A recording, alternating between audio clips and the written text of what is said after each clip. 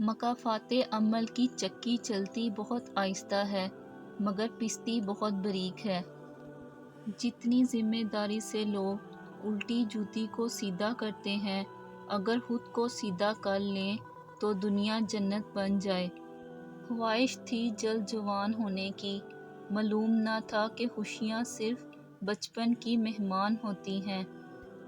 یا اللہ ہماری مشکلات اور پریشانیوں کو دور فرما، رزق کشیدہ فرما اور کبھی کسی کا محتاج نہ کرنا، آمین۔ غصہ وہ سزا ہے جو ہم کسی اور کی غلطی پر خود کو دیتے ہیں۔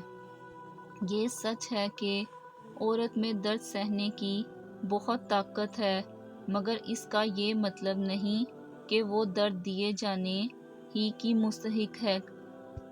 جو استغفار کو خود پر لازم کر لے، اللہ پاک اسے ہر غم سے نجات دے گا اور ہر تنگی سے چھٹکارے کی راہ نکال دے گا اور اسے وہاں سے روزی دے گا جہاں سے اس کا گمان بھی نہ ہو۔ ذہانت اور شخصیت دری کی دری رہ جاتی ہے جب واسطہ نصیب سے پڑتا ہے۔ ٹوٹی ہوئی چیزیں بہت ہی پریشان کرتی ہیں، جیسے کہ دل، نیند، بھروسہ، مان اور سب سے زیادہ کسی سے کی ہوئی امید۔ کسی کو کاندھے کا سہارا نہ دے سکو تو لفظوں کا سہارا دے دیا کرو، کیونکہ ٹوٹے ہوئے ہارے ہوئے لوگ اکثر لفظوں سے بھی سنبھل جایا کرتے ہیں۔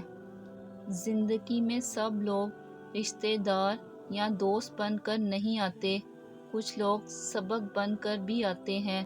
کبھی کبھی وقت کے ساتھ سب ٹھیک نہیں، سب ختم ہو جاتا ہے۔ ضروری تو نہیں کہ آپ کسی کا دل دکھاؤ تو وہ منہ سے بد دعا دے۔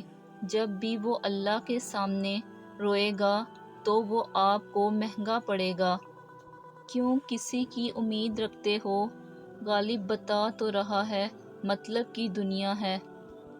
کچھ راستے ملتے نہیں، انہیں تلاش کرنا پڑتا ہے۔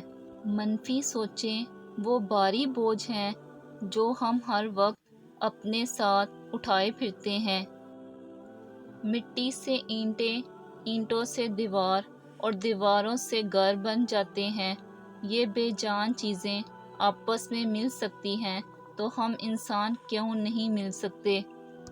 زندگی کی ٹھوکریں بڑی نرالی ہوتی ہیں، جب بھی لگتی ہیں یا کسی کی اصلیت دکھا دیتی ہیں یا کچھ نہ کچھ سکھا دیتی ہیں۔ چلتے رہیں گے قافلے میرے بغیر بھی یہاں، ایک ستارہ ٹوٹ جانے سے فلک تنہا نہیں ہوتا۔ کسی کا حال دیکھ کر کوئی فیصلہ نہ کرنا، کیونکہ ہر ولی کا ایک ماضی اور ہر گناہ گار کا ایک مستقبل ہوتا ہے۔ تعلق رکھنا کوئی کمال نہیں، تعلق نبھانا کمال ہے۔